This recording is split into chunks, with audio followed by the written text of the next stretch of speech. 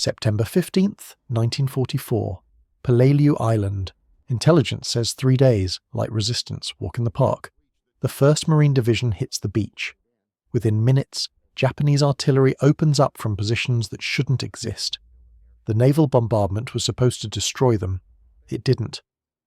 Marines are dying on the beach, in the water, cut down by machine gun fire from the invisible positions. 73 days later, when the battle finally ends, 60% of the division is dead or wounded. Some companies cease to exist. The Coral Island becomes a graveyard. But here's what nobody tells you. Peleliu wasn't a failure of intelligence. It was the result of something far more dangerous. The Japanese had stopped fighting the way Americans expected. They'd learned, adapted, evolved. And what you're about to discover explains why the Pacific War produced the highest casualty rates in Marine Corps history, why battles that should have been quick victories turned into months-long nightmares, and why every Marine who survived said the same thing. Fighting the Japanese was the hardest combat they ever experienced. Quick request before we dive in. Drop a comment telling me where you're watching from, and if you want the real history without the Hollywood version, hit subscribe. To understand why Marines died in such horrific numbers, start with this question. When did the Japanese stop using banzai charges? If you said they never stopped, you're wrong, and that misconception got Marines killed. Let me show you how Japanese tactics evolved and why American commanders didn't see it coming. Early Pacific War, 1942 to 1943. Japanese tactics were predictable. Mass banzai charges, screaming soldiers rushing American positions at night, trying to break the line through shock and aggression. It was slaughter. American machine guns cut them down by the hundreds. The M1919, Browning .30 caliber, could fire 400 to 600 rounds per minute. A single, well-positioned machine gun nest could stop an entire banzai charge. Japanese soldiers died in piles in front of Marine positions. The Americans learned to expect it. Hold your fire until they're close, let them commit, then unleash hell. Banzai charges became predictable, almost routine, then something changed.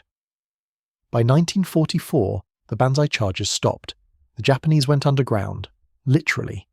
Picture this. A Marine Rifle Company advances across coral ridges. They've landed, secured the beach. Intelligence says Japanese forces are demoralized and scattered. Should be an easy mop-up operation. The Marines move forward. Cautiously at first, then with more confidence, they see nothing, hear nothing. The island seems abandoned. Then hell erupts. Machine gun fire from positions they can't see. Mortar rounds dropping with impossible accuracy. Marines dive for cover behind rocks that offer no protection. Men are hit, screaming. The fire is coming from everywhere and nowhere. The company commander tries to locate the enemy positions. He scans the ridgeline, nothing visible. The Japanese are firing from spider holes-covered positions, reverse slope bunkers that naval gunfire never touched. He calls for air support.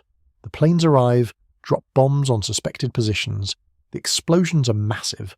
Surely nothing survived that. The moment the planes leave, the Japanese fire resumes. Same positions, same intensity. They were in caves, connected tunnels. The bombs never reached them. Now picture a different island, Iwo Jima. Marines land expecting the same tactics from Peleliu. They're ready for hidden positions.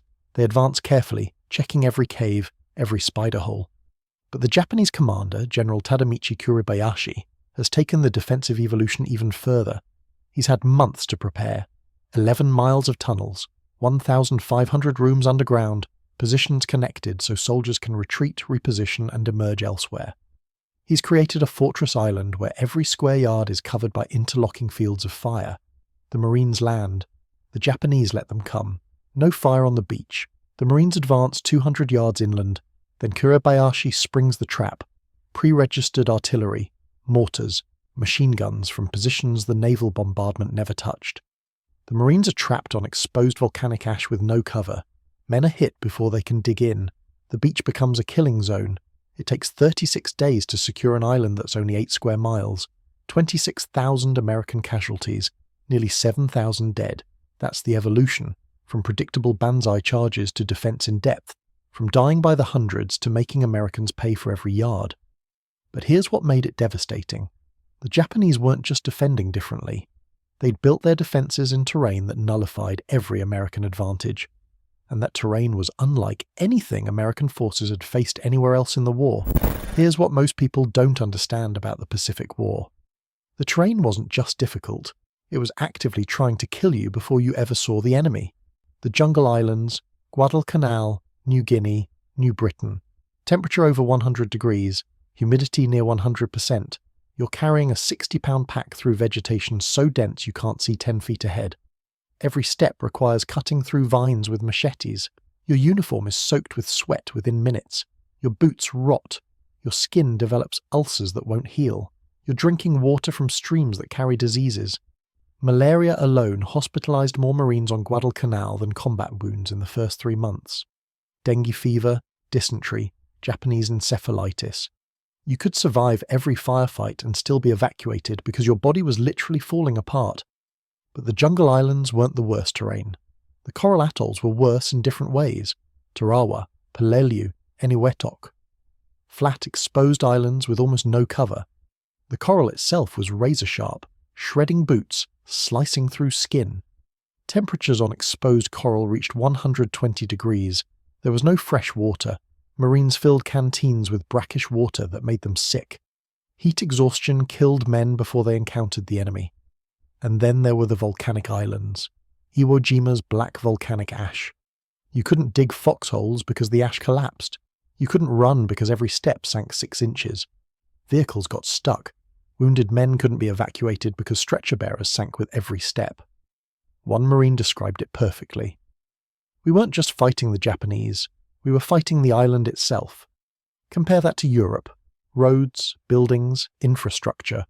Soldiers could rotate to rear areas, sleep in beds, see civilians. There was some semblance of normal life beyond the front line. In the Pacific, there was no rear area. If you were on an island under attack, you were in the combat zone, period. No towns, no civilians, no buildings, just jungle, coral, volcanic ash, and the enemy. American advantages like air superiority and mechanized vehicles meant less in terrain where tanks couldn't maneuver and planes couldn't see the enemy. The Pacific War came down to small unit infantry combat in the worst conditions imaginable. And the Japanese knew exactly how to use that terrain. Everyone wants to talk about Japanese weapons. The Arisaka rifle, the Nambu machine gun, the Type 89 grenade discharger that Marines called the knee mortar. But here's what nobody tells you. The most effective Japanese weapon wasn't a gun. It was patience. Let me explain. The Nambu Type 92 machine gun fired 450 rounds per minute. Slower than the American Browning, but it was lighter, more portable. Japanese crews could carry it into caves, set it up in spider holes, reposition it quickly. The Type 89 grenade discharger could drop mortar rounds with terrifying accuracy, at ranges up to 700 yards. A single crew could carry multiple launchers, fire from concealed positions, and move before American counter-battery fire arrived. But the real killer was the booby trap. The Japanese became masters of improvisation. They rigged grenades to door frames, buried artillery shells along trails, wired them to trees, rocks, anything Marines might touch or move. They booby-trapped their own dead. Wounded Japanese soldiers would lie still until Marines approached, then detonate grenades hidden under their bodies. Marines learned to approach everything with paranoia. That seemingly abandoned position, probably a trap. That wounded enemy soldier might have a grenade. That food left behind could be poisoned. One Marine on Peleliu described checking a cave. You'd throw grenades in first, wait for explosions, then flames from a flamethrower, wait for the screaming to stop, then you'd still have to go in because sometimes they survived all that and were waiting with bayonets. The flamethrower became the Marines' answer to fortified positions. Teams would approach a cave entrance under covering fire, spray burning fuel inside, incinerate everything. It was brutal work, horrifying, but it was the only way to neutralize positions without losing entire squads. Casualty rates for flamethrower operators were catastrophic. Average life expectancy once you picked up a flamethrower. Some estimates said minutes in heavy combat. The tanks on your back made you a priority target. Japanese snipers aimed for the tanks. If they hit them, you died in an explosion of burning fuel. Satchel charges, explosive packs weighing 20 pounds, became standard equipment. Marines would crawl under fire, reach a bunker entrance, shove the charge through a gun port or firing slit, and blow it apart from inside. But you had to get close enough to be shot, close enough for grenades. Every tactic required getting into range where Japanese weapons were just as deadly as American weapons. Here's a myth we need to destroy right now. Japanese weapons were inferior and that's why they lost. That's far from truth. Let me show you the real data. The Arisaka Type 99 rifle was actually excellent, reliable, accurate, well made, in some ways better than the M1 Garand. It had a stronger action, could handle more abuse, and kept firing in conditions that jammed American weapons. The problem wasn't quality, it was logistics. Japan couldn't produce enough weapons, couldn't supply ammunition, couldn't replace losses. By 1945, Japanese soldiers on some islands were down to 10 rounds per rifle. Machine guns rationed ammunition to short bursts. Artillery had limited shells. They weren't fighting with inferior weapons. They were fighting with no ammunition for the weapons they had. But even with limited ammunition, Japanese soldiers inflicted devastating casualties. Why? Because they'd chosen their positions perfectly and waited for the right moment to fire. At Iwo Jima, American intelligence estimated 13,000 Japanese defenders. They were wrong. There were 21,000, all underground, all waiting. When the battle ended, 18,000 Japanese soldiers were dead. Only 216 surrendered. The remaining 2,784 were never found, sealed in collapsed caves and tunnels. Those 21,000 defenders, with limited ammunition and no hope of reinforcement, inflicted 26,000 American casualties. That's not inferior weapons. That's professional soldiers using terrain and tactics to offset American advantages. But there's something about Japanese defensive evolution that American commanders didn't understand until after the war. And once you understand it, everything about Pacific casualties makes sense. The Japanese had a word for their new defensive doctrine, fukaku, defense in depth. American commanders understood it backwards. They thought fukaku meant the Japanese would fight harder, die in place, refuse to retreat. They were wrong. Fukaku meant the opposite, retreat when necessary, preserve forces, make Americans pay for every advance, then fall back to the next defensive line, repeat until the Americans run out of men or time. At Peleliu, Colonel Kunio Nakagawa perfected this. He had 11,000 troops and months to prepare. He divided the island into defensive zones. When the Marines took one zone, his troops retreated to the next. Pre-planned routes, interconnected tunnels. Every withdrawal brought Marines into range of new positions. The Marines thought they were winning. They counted bodies, secured territory, raised flags. But Nakagawa's forces were still intact, still fighting, forcing Americans to fight the same battle over and over in different terrain. When Peleliu was finally secured after 73 days, fewer than 200 Japanese soldiers had surrendered out of 11,000 defenders. The rest died in place or were sealed in caves, but they'd inflicted 60% casualties on the entire 1st Marine Division. That's fukaku. Not dying uselessly, dying effectively. Making Americans pay such a high price for victory that the next battle becomes politically and militarily harder to justify. And it worked. After Peleliu, American commanders started questioning whether every island needed to be taken, whether the casualties were worth it. Some islands were bypassed entirely.